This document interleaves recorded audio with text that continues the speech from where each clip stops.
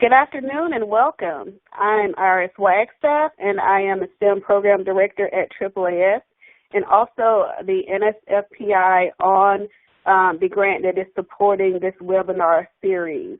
We're glad that you're joining us today.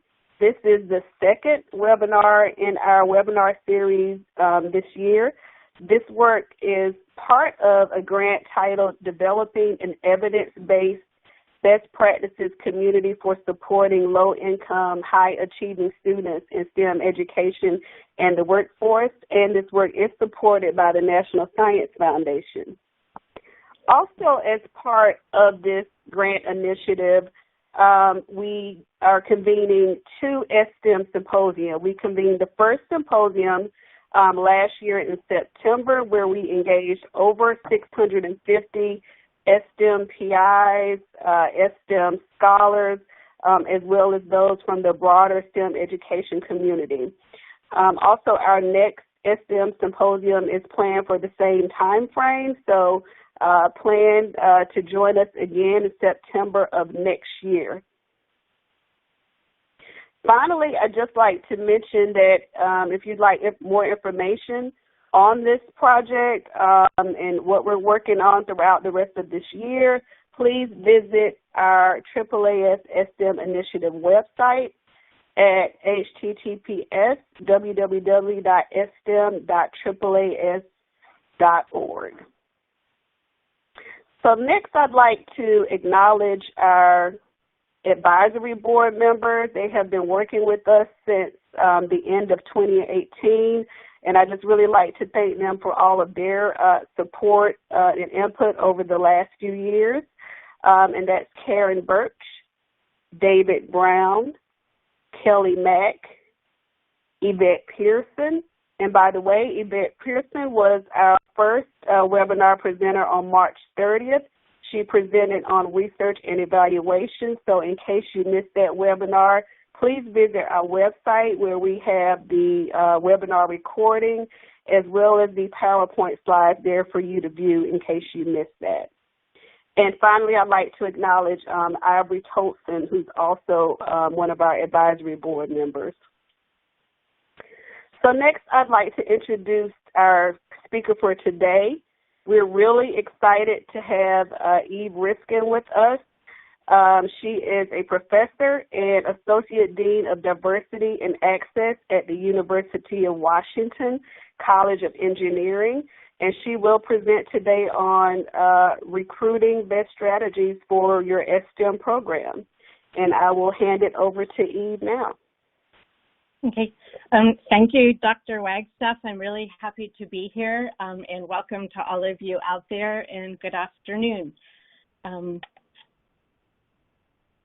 So I'm going to start first and talk a little bit about my background, and then I will talk about two different STEM grants for which I was and am currently PI. So starters, as Dr. Wagstaff said, I'm a professor of electrical and computer engineering at the University of Washington. I am finishing my 30th year. My primary research has been in image and video compression. But about 20 years ago, I started getting interested in diversity and diversity programming. And so in 2001, UW got one of the first advanced grants in the first round, and I became faculty director of that program. So I've been doing that almost 20 years. I later then joined the College of Engineering, working first on the academic affairs. But that program included diversity, and I realized that my biggest passion was for diversity, and so I became PI of a program called STARS that I will talk about later on. And then in 2014, I moved to become associate dean, just working on diversity and access, and I will be doing that until September of this year. Then I'll be going on sabbatical, so I have the question marks because I will stay as faculty director of advanced, and I will stay as faculty director of the STARS program, but then I will we'll see what happens. So I'm very excited to go and maybe even do a little less work. Okay, so here are the two STEM grants that I'm going to talk about. The first was called Engineering the Husky Promise. It went between 2010 and 2014. And then I'll spend most of my time talking about the current STEM grant, and which is called the Red Shirt in Engineering Consortium. And this is a 6-institution STEM consortium, and a big part of it is the STARS program I just mentioned. So I will focus on that and then talk about how we wound up getting the STEM consortium grant. Okay, so the first grant is called Engineering the Husky Promise. Husky Promise is a UW term. Husky is a dog, that's our mascot, and the Husky Promise means that anybody who is eligible for a Pell Grant or what was called the State Need Grant would have their tuition and fees paid. And so we kind of made a cute little title, and I will talk about that. Okay, so first of all, it took me 4 times to get the grant funded. And actually it almost got turned down the 4th time, but thankfully the program manager did fund it. So sometimes it takes persistence. If he had turned it down the 4th time, I was going to apply a 5th time. And that grant was focusing on just students in engineering, primarily underrepresented minorities, as defined by the National Science Foundation, women, and students from Washington State community colleges, namely transfer students. Back then, the STEM program was 85% funds for scholarships and 15% could go to programming and staff support. It's changed now, and I'll talk about that. But in the old days, the University of Washington College of Engineering had a really brutal post-generals education model. And what that meant is our students would enter UW regardless of their interests. And then they would spend typically 2 years taking prerequisite courses and then apply to an engineering department. And it was brutal. In the old days, maybe 80% of the students got in, so I didn't like the model, but 80% got in. But by the time we fixed it, very recently in 2018, about half of the students would get in and half of them would not be admitted to a single engineering department.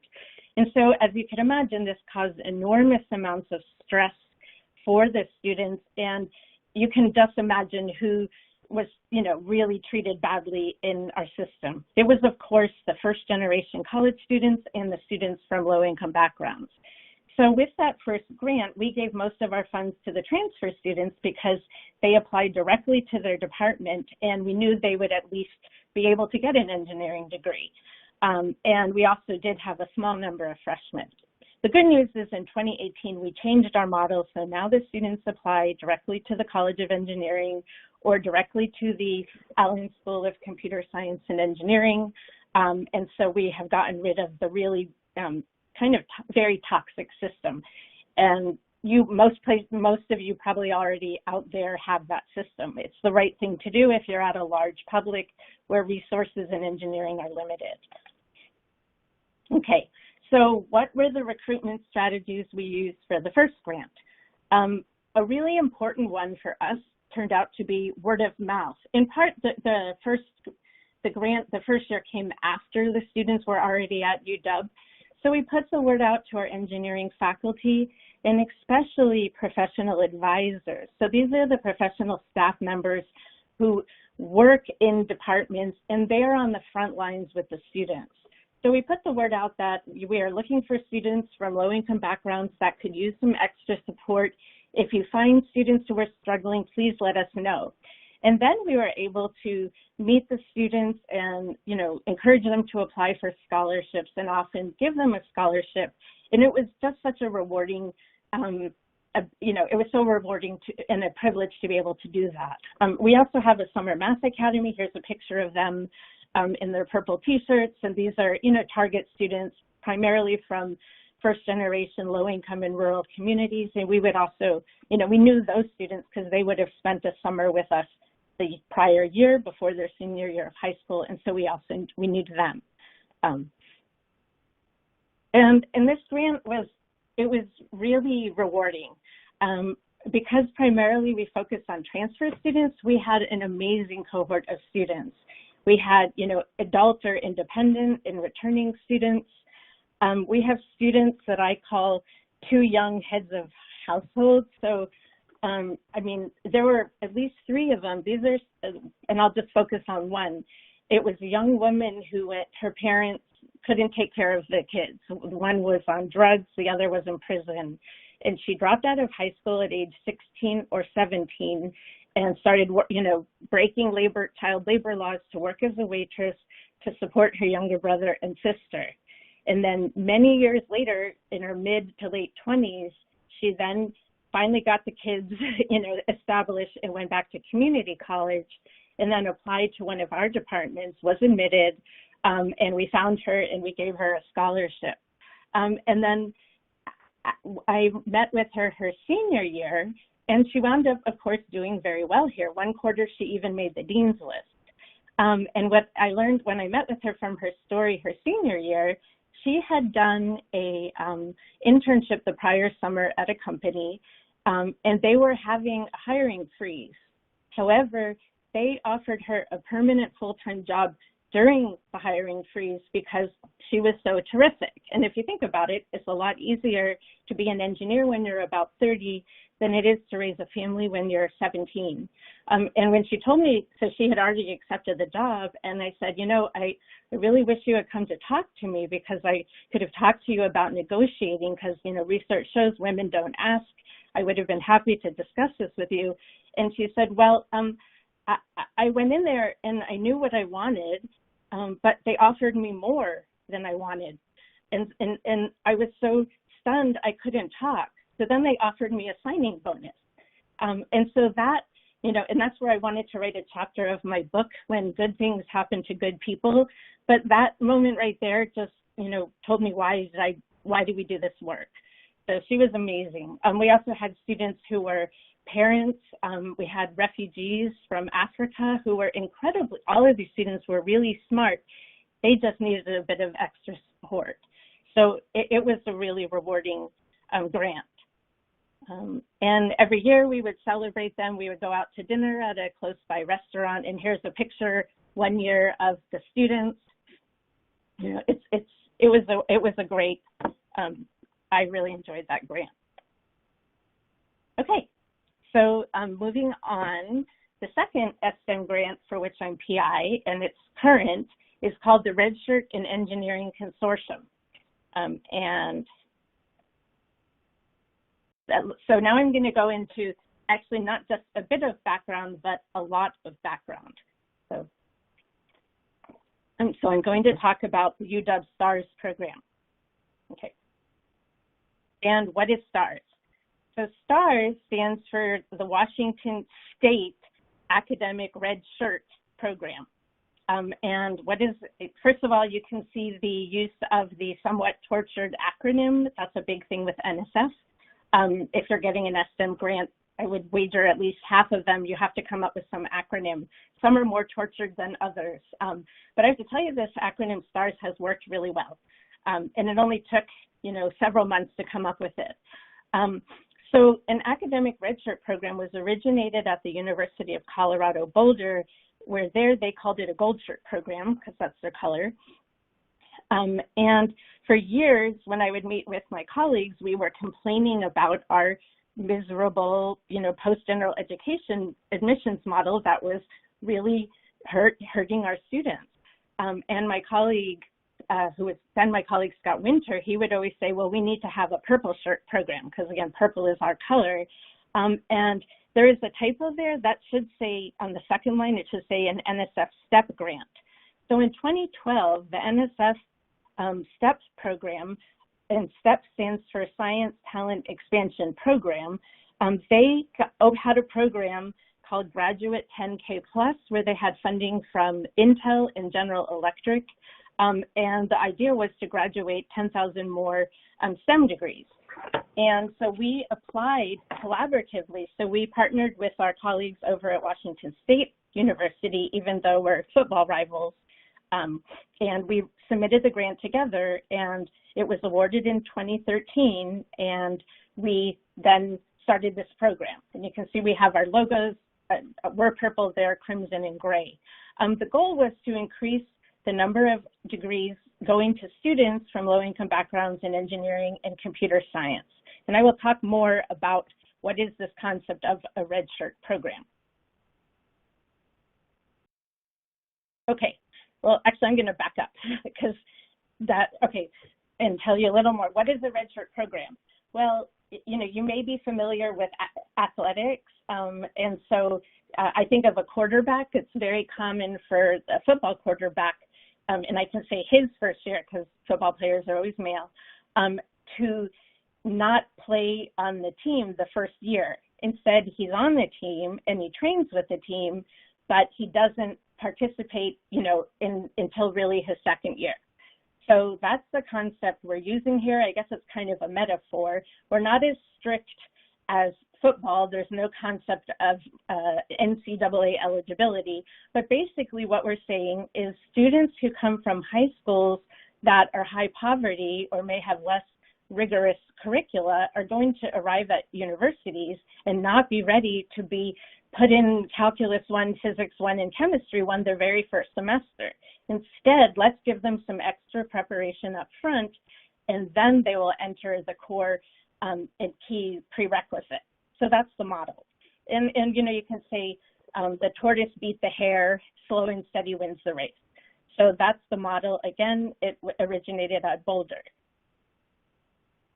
So, okay, so, and something we've noticed throughout our Red Shirt Consortium that I'll talk more about is that all of the programs have 4 key pillars that we provide to our students. And here at UW now, our program is actually 2 full years that we have the students versus 1 year. So it's, you know, anyway, so what is important, starting from the darkest shade of purple, that's mastery of the basics.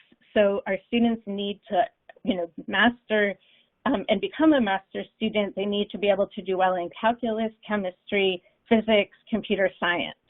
Okay, I'm going down. All of the programs have some kind of community building because, of course, you all know research shows that being in a cohort can help student retention and success.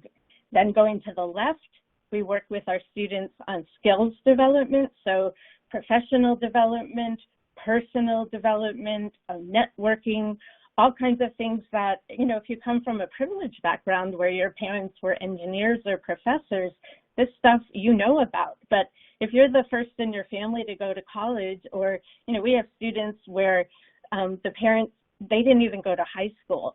So now imagine you go to a dinner, what fork are you supposed to use with the salad? So all kinds of wraparound support to help the students become the wonderful professionals they are winding up to be. And then lastly, and probably what I think is most important, is this idea of intrusive advising.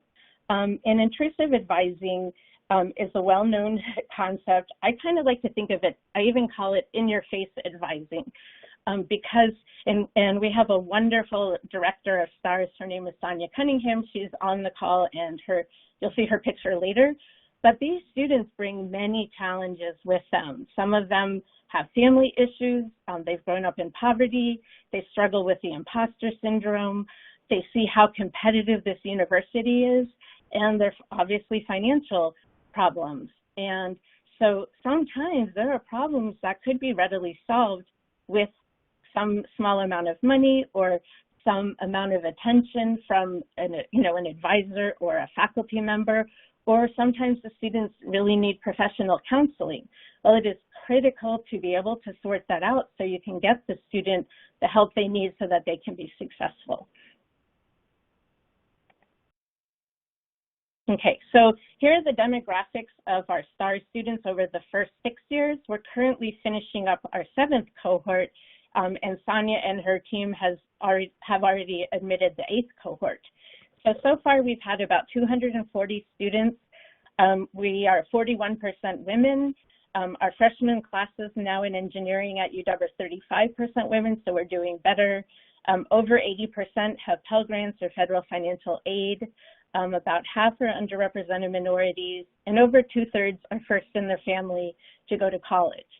So, you know, we're reaching the students we want to support.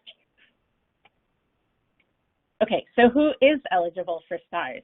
And this is a picture of one of our cohorts of STARS. I think this is cohort 3.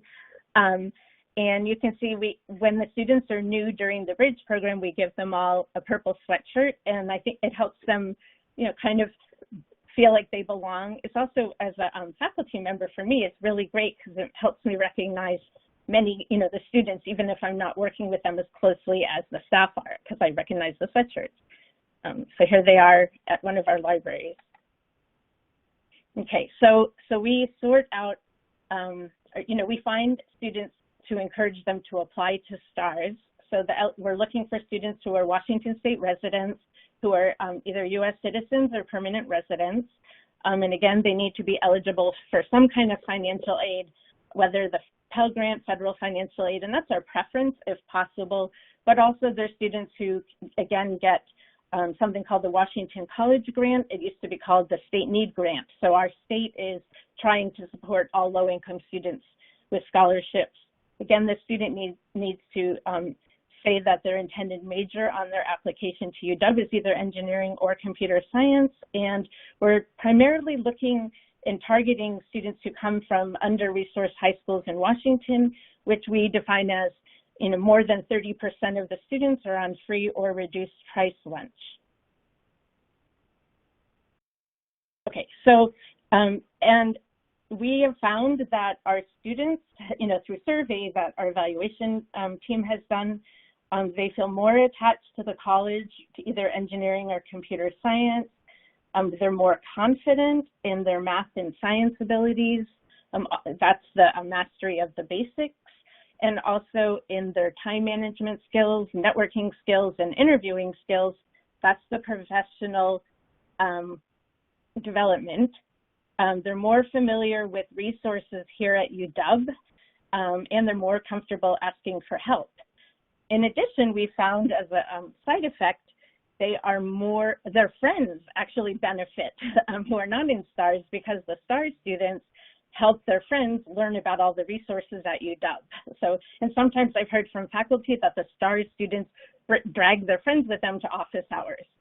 So as a result, our evaluation team has shown that students who are in these redshirt programs, normally, and all of you who were engineers, if you remember, by the end of your first year of college, which was a big slog, you know, you felt quite beat up. I know I did. But the STAR students are feeling less beat up by the first year, say, than what one expects on average. Okay. And so how are our students doing? Well, this is the stuff that I actually did not expect such fantastic results. So what we're showing here over the first 6 cohorts are the mean grades in the various prereqs, calculus, chemistry, physics, and computer science between our STARS students and between a comparison group of students from similar backgrounds. So you can see that, our students are significantly outperforming the comparison group. And again, through the mastery of the basics, the model is that our students first take a course, whether it's STARS Math, STARS Chemistry, STARS Physics, or STARS Computer Science. So they take a course that is taught by one of our instructors, and then they go into the regular prereq course. So our students take Calculus 1 their second quarter at UW instead of going into Calculus 1 at the beginning. And the course that we teach them, the math is actually harder than Calculus 1, and that's why they're doing so well. I'm particularly excited by the computer science scores, especially right now in Computer Science 1, because that course at UW is notorious for being a weed-out course and having 700 students in the room, and it has been heavily determined who gets to be a computer science major. So we are thrilled that our students are doing well now in Computer Science 1, and hopefully they'll continue to improve in the second course.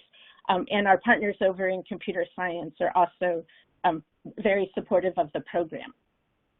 Okay, I see I'm getting some questions, and I think I'm going to keep going through, and then I will come to them, if that's okay. Thank you. Let's see. Okay, so just some retention data for STARS. The first year, the students were not selected by Sonia's process that I'll get into. They were selected by me and a couple other staff people.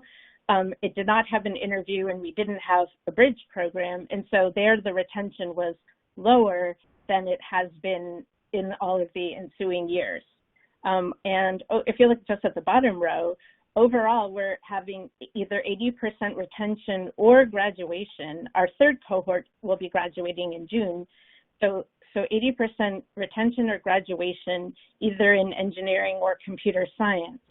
That goes up to 83% if we include other STEM majors at the University of Washington, and 96% if we include the students throughout UW. And so some students decide they want to study business or public health or physics. Sonia has helped them find what their passion is. English even. Okay, so now I'm going to get to the STEM grant. And that is the one that is called the Redshirt in Engineering Consortium. So in 2015, the STEM program had morphed so that you could get 40% of the funds to run programming and hire staff. So I primarily worked with Professor Janet Callahan, who was then at Boise State University. She is now the dean at Michigan Tech University. But we brought in some friends and colleagues. So we put together a consortium of 6 universities, of course Boulder, because they were the original Redshirt program, and we included our friends from Washington State, Boise State, UC San Diego, because I had a friend there and I knew she would do her part and send me the forms on time, and anybody who tries to put together a big grant might understand what I'm talking about. And then University of Illinois, because our previous dean was from there. So again, it was a grant for 60% of scholarship funds throughout the consortium and 40% other support.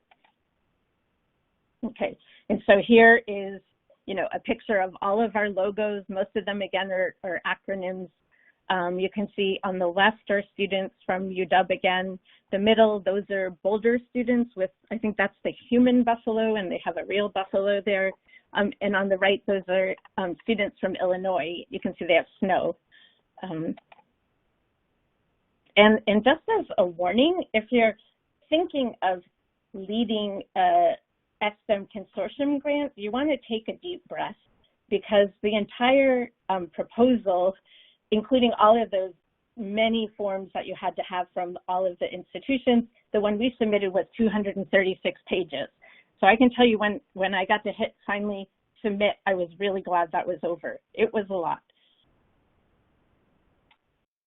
But throughout the consortium, we're seeing great retention results. And these are coming from the evaluation team put together this slide. It's showing retention over the different 6 institutions. The dark purple bar is showing 1-year retention, and so that's for multiple cohorts, 2016, 2017, and 2018, and those are just for the first 3 schools, and then, so Boulder, us, and Washington State. And then the 3 newer schools that join the consortium, Boise State, Illinois, and UCSD, they're showing 1-year retention for 2 years of students, so 2017 and 2018, and then 2-year retention is just for the year of the students who entered in 2017. And UCSD has really high retention rates. That's a hard school to get into, as you probably know.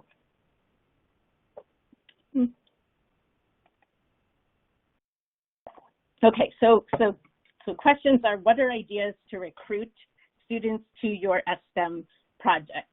And so many universities have, an Office of Minority Affairs and Diversity, or a lead diversity officer. So you want to work with them because, they can help you find underrepresented students and students from low-income backgrounds who are interested in STEM. I think a really important strategy is there are some high schools out there in underserved communities that have amazing high school counselors. They are people that will pick up and offer they have a core set of students whom they see as college bound, and they will go to the ends of the earth to support these students. And so they would love to share your scholarship with their target students. So those people can be really important. If you ever have a chance to go meet them in person, face-to-face is really important. There are nonprofit college prep programs out there, national ones, the Posse Foundation, if your institution is partners with them, or QuestBridge. We have local ones, Rainier Scholars, Making Connections, New York City has Prep for Prep. But really important is word of mouth.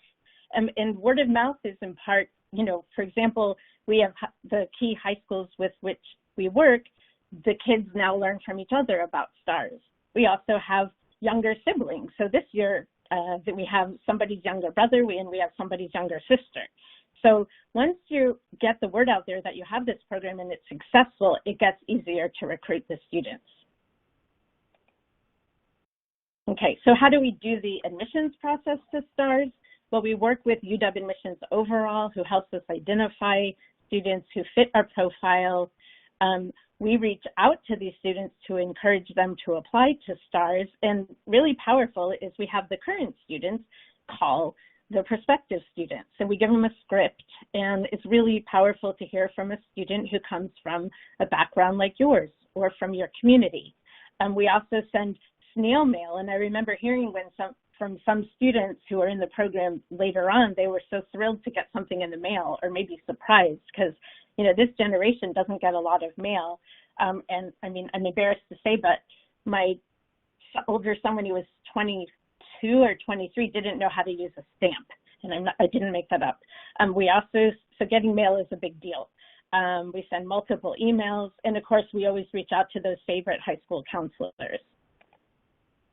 Okay, typically, somewhere 100, 200 students or so will apply, and we have, staff and read the applications. I help some too in tie-breaking cases. They're all read twice with a rubric and scored.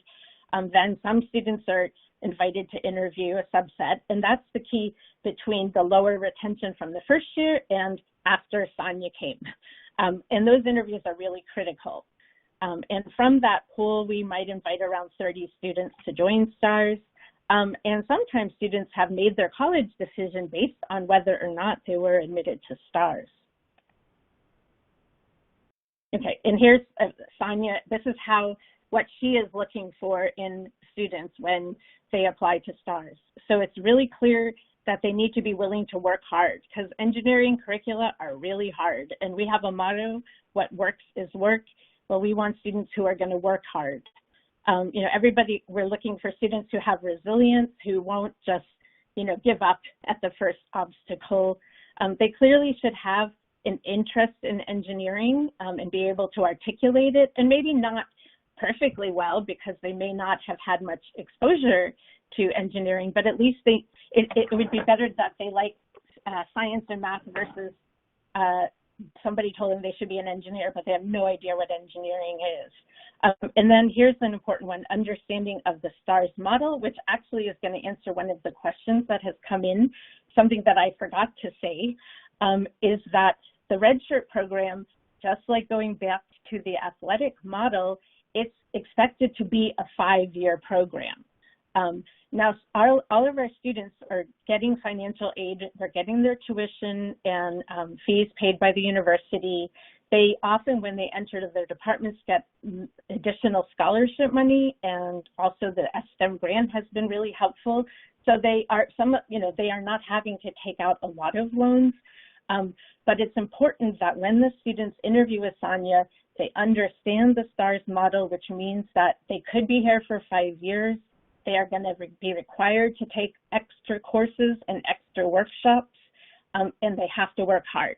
You don't want someone who acts like they're doing you a favor by joining your program, because we don't need that. As it turns out, some students are graduating in 4 years, in particular in computer science and human-centered design and engineering.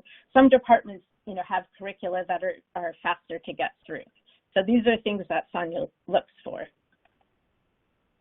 And lastly, I'm going to give you some thoughts, my thoughts about people who are thinking of submitting an STEM grant. And I don't have a wonderful answer for number one. This is very institution dependent. How do you figure out let's say you're just a regular professor. So in other words, you're just a member of electrical and computer engineering. You're not an administrator, but you found this opportunity and you'd like to get funds for your students. You will have to work with your chair on how this will fit into your work profile, right? Could it be a course release? That would be wonderful. That's totally up to your department. Now that there's more salary, you could take salary. It didn't used to be like that, when in the 85% scholarship model. Could it be part of your research? Because, you could, get a human subjects approval and ultimately, publish on your program. But it's not incredibly obvious, and I think this is an ongoing discussion that I think people could have. So again, more thoughts. It certainly fits well with a STEM administrator, so this fit beautifully into my role as associate dean.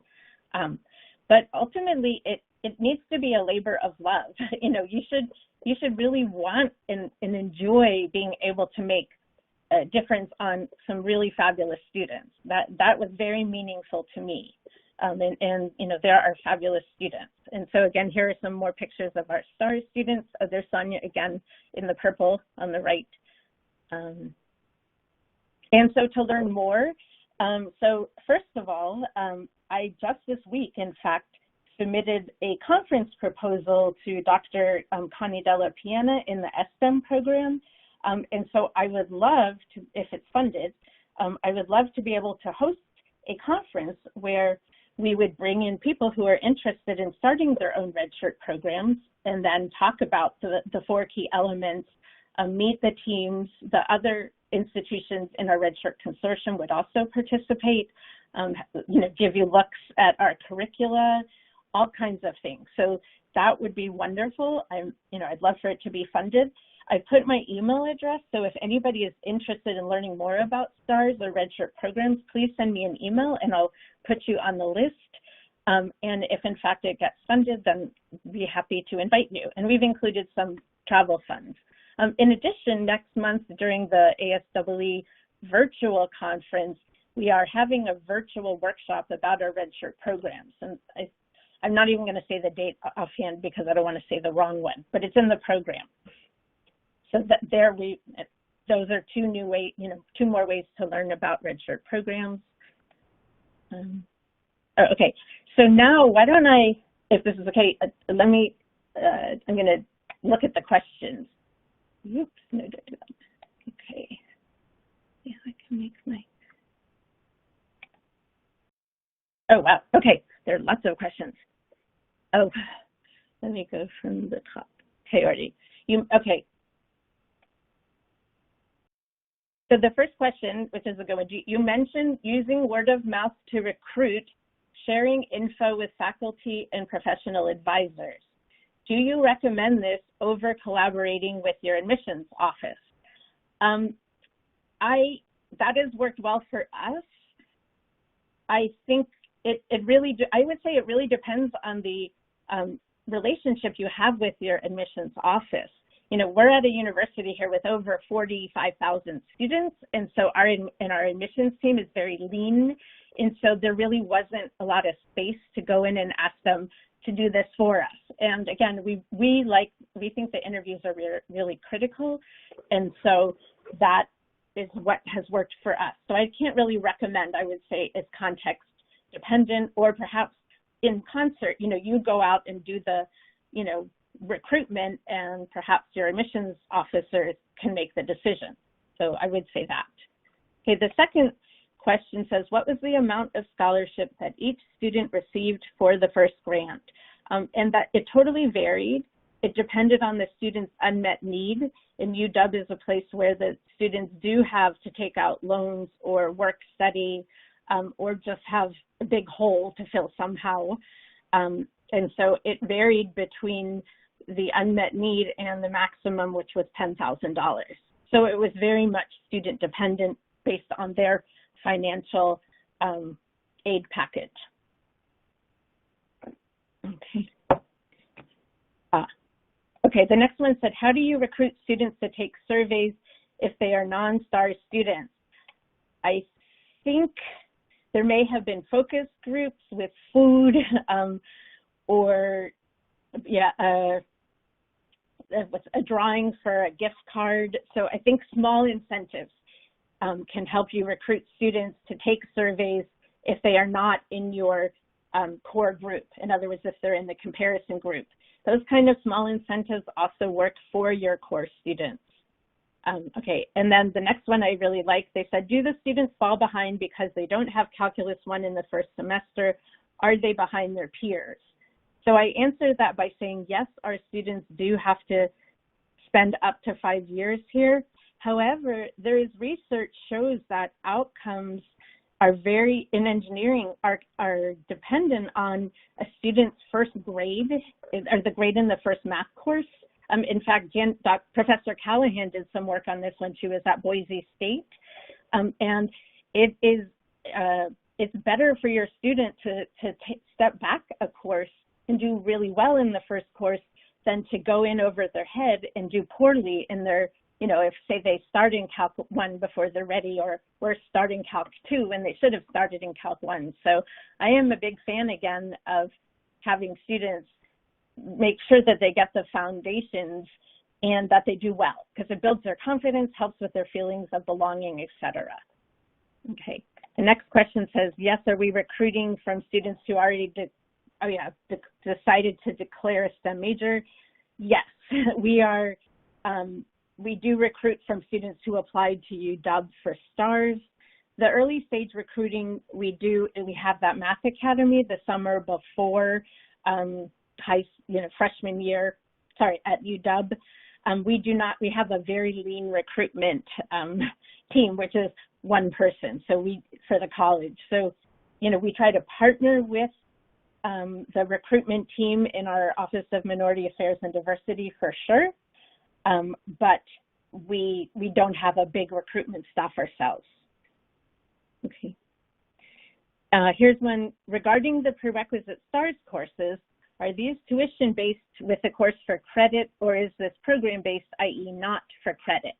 So the students certainly get credit for these courses, and it's included in their tuition. However, it doesn't satisfy, electrical and computer engineering requirements, but it can certainly satisfy, extra credits. Yes, they are extra courses. We're trying to make up for K-12 education that was weak. So yes. Okay. Oh, I like this one. What are students' perceptions of being set apart for coming from low-achieving high schools, first-gen, etc.? Do any students feel less than, or because they are on a red shirt or purple sweatshirt? I like that. And that is a really great question, and I worried about it, but pretty soon, and I need to give all the credit to Sonia. Sonia came in, we got the grant in May 2013. She moved to Seattle in July 2013 and started work August 1st, 2013. She came in with very high expectations for our students. And you know what? Students will meet the high bar. And so that's why the students have gotten such high grades. And so, whereas I was worried that, yes, people would think they were getting, that they were going to be seen as less than, to quote the question from Professor Jimenez. In fact, because the students have done so well, and faculty know that they do well, that you see the students in groups all the time. You see the students wearing their purple sweatshirts. You see, this really made me happy. The students who finished in 2019, as fifth-year seniors, they were still rooming together, groups of 4 or 5 of them. So they are really good friends. And so maybe there are some of these issues, but the success and the fact that the faculty think that they're really great has really, I think, helped eliminate what could have possibly been seen as stigma. Okay. Oh, here's the, ooh, that's tough. Okay. We can, let's see. Yeah. Okay, here's a good one. Do you have a web page for the Red Shirt on your college website? That's an easy one. And yes, we have an extensive STARS web page. Again, if you email me, I'd be happy to point you to it. One nice thing on our web page is we have cases where we appeared in the media. So they're really well-written stories by, new Seattle Times authors. There's also the University Central the University Central Communications produced an immersive story about STARS back in fall 2018. So it's this beautiful story with 2 short videos with 2 different students and a 2-minute each, and then a 1-minute video with Sonia. So it really, the students talk about the impact of the program on them, and you could learn more that way. So again, please email me, and I'm happy to, share that with you. Let's see.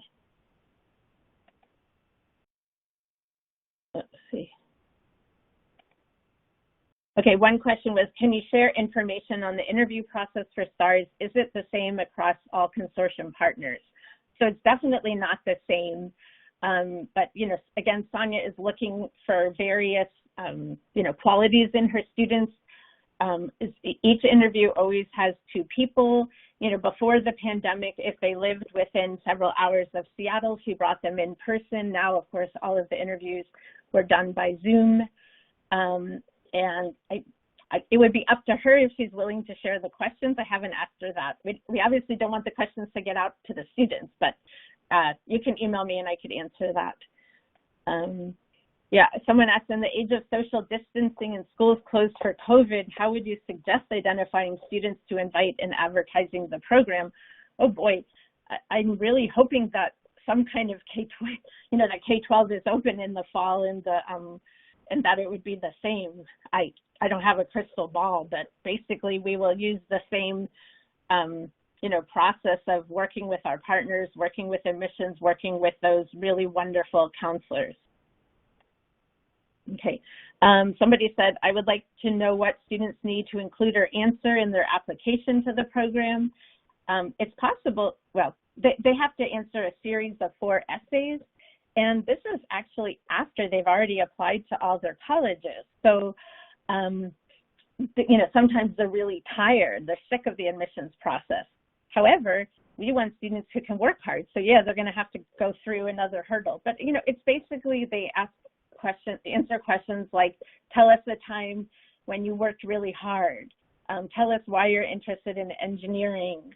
I like the one, tell us the time when you stood up for what you believed in. And sometimes there's essays about, students who wind up being allies for other groups of students when they're faced with, racist comments or, homophobic comments. So, we're looking for kids who think broadly. And I also like, there's a really cute short question that just says, tell us, one small thing you'd like your colleagues to know about you.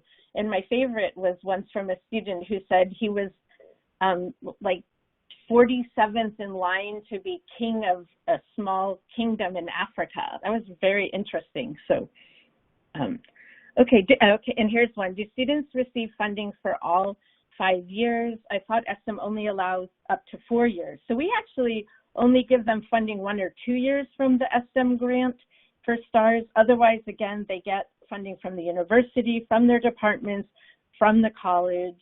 And again, students from low-income backgrounds, they're typically eligible for financial aid. So we use it sometimes for first-year students. We use it sometimes for students in their 5th year, depending, again, on the student need. Yeah. Okay. It's about 1:20. Ira, should I keep answering questions or hand it back to you? Uh-oh. Sorry, you have time, Eve. Oh, okay. Let me find this question.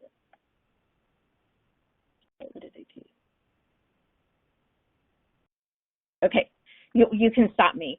Okay.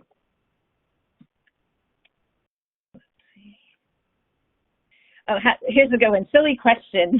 It's actually a really good question from Professor Sandrin from Arizona ASU. How do you pay for sweatshirts since we can't use NSF money for this? So I did not talk about the massive fundraising that we have done for the STARS program, but we have been very successful raising private donor funds. And we had somebody, we never met these people, but they had bought a property out here and they were going to retire, but then they decided to retire back east and they sold the property. And the next thing we knew, they gave us an $83,000 endowment. So we've partnered very closely with professional, advancement / development people in the college. One of the really terrific things they came up with is this, what we call a STARS showcase, where we go and have 3 or 4 students from different departments, different genders, different ethnic groups, different stages of the program, and Sonia interviews them and asks them a series of questions to talk about the impact of STARS on them. And now we can even have recent graduates. And the students by far are your best ambassadors. Some of them have amazing stories to tell. And the last STARS showcase we had was last summer, and one of the couples that went to the group gave us a gift that is going to pay for 2 years of a staff person to become our internship coordinator. So this person will help our students find summer internships, help them find permanent employment. So it's a great opportunity. That will free up some of my time to work with the students on having helping them apply to grad school, because some of them do go to grad school. We have a student who's in her first year at Stanford, and we're very proud of her. So yeah, we don't use NSF money for sweatshirts, but we use gift funding. We've also had success with corporate funding because they want, everybody, the corporate sector says they want to hire diverse students. Well, here we have some really well-prepared, really smart, really thoughtful students who are really thankful to have an opportunity. And so that's another strategy. So in fact, if our Red Shirt Conference proposal is funded, that would be one of the sessions where we would bring in the advancement folks and talk about strategies we've used and talk about, show our marketing materials. So it is certainly a program that resonates well with funders. Oh, in fact, the Illinois Red Shirt program, which is called Arise, they got $1 million gift from Amazon a few years ago and some special Amazon-only internships for their students. So honestly, that kind of stuck in my craw a bit because where is Amazon from? But they had a very successful alum from Illinois, was the president of the division at Amazon. So that was a nice outcome for them. So we were very happy. So, that's a great question from Dean Lively Brooks at Oregon. How do you tease out the impact of having designated good instructors leading STARS courses from other key program elements, namely the community building, skills development, intrusive advising? And I'm going to quote Sonia, this is a holistic program. So all of the pieces are critical. They work together, because we have had many, many potential funders, people of interest want to scale the program, where scale means more students. But this really works well with about 30 students. One year we had 40, one year we had 50. It was exhausting. That meant more staff, more management. Students, the last 10 or last 20 students you admit are the ones who don't fit your program as well. So we feel very strongly to have a smaller cohort, but that all of the elements of the program are critical. So my answer is, I don't know how to tease out the impact of what is the most important. I'm going to say all of it is. Okay. Let's see. Let me see. Somebody said, what does the shirt have to do with it? And that's the metaphor. Let's see. I think somebody asked somebody from Dr. White at Rutgers University, Newark. By the way, I'm from Lawrence Township, New Jersey, so nice to see a question from New Jersey. For your STEM grant, what qualifies as low income for your institution? I thought low income students had to be Pell Grant recipients. So I think you get to define it. That's what we've done. Most of our students have Pell Grants, but and you can't give the NSF funding to students who, are DACA, so they have to be, permanent residents or citizens. But I think you have flexibility. You just, make sure they have unmet need.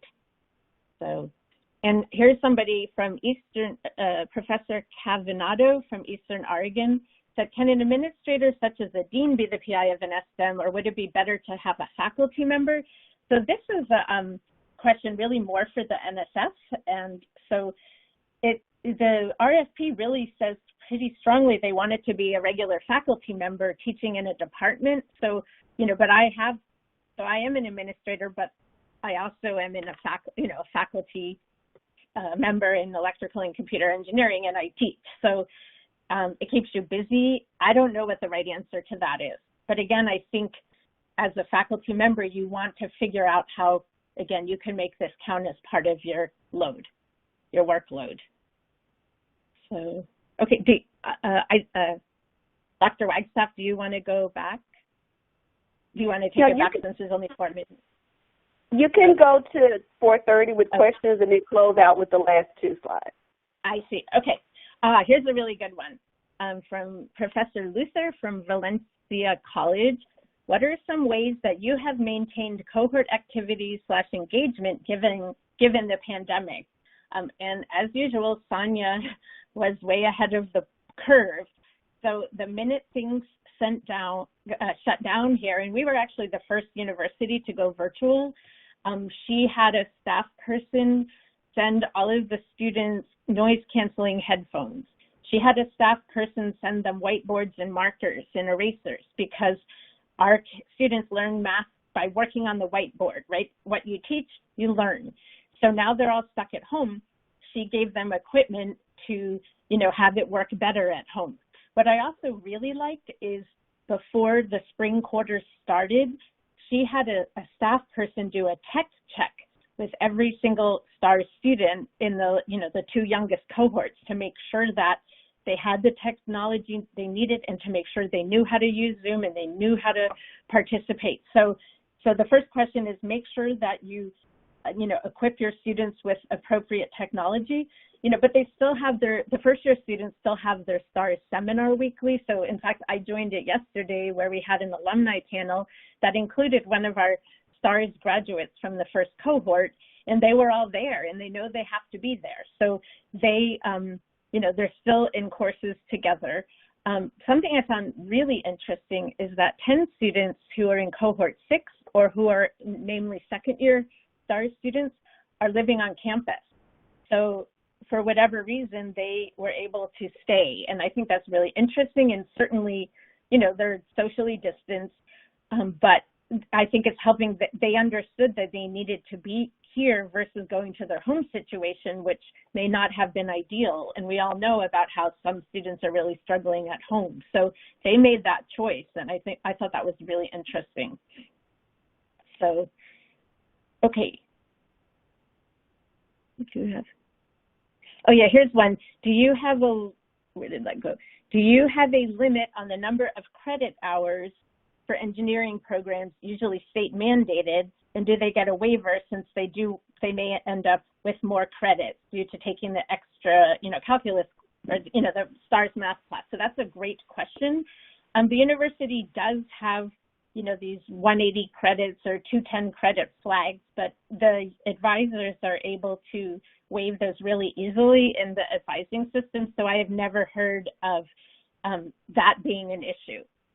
So, but that is a good question, and obviously, you need to leave flexibility. So thank you for that question. So, okay, well, over here it's 1:29. So I'd like to thank all of you for your attention. And again, if you could please email me if you're interested in learning more, either a pointer to our website, or even better, if you might be interested in attending the conference. If we get it funded, I'll keep track of your name. So thank you very much.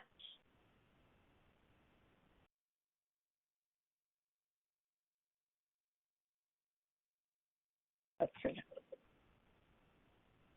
go. Okay, so now I'm handing over to Dr. Wagstaff. Are you there?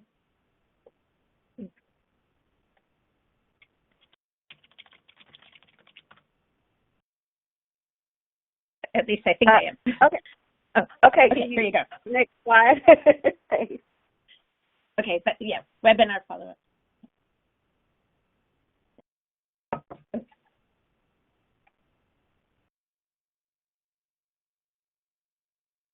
So we just wanted to thank you all for joining us. And there were some questions about the slides. Yes, the slides and the recording will be posted on the STEM website.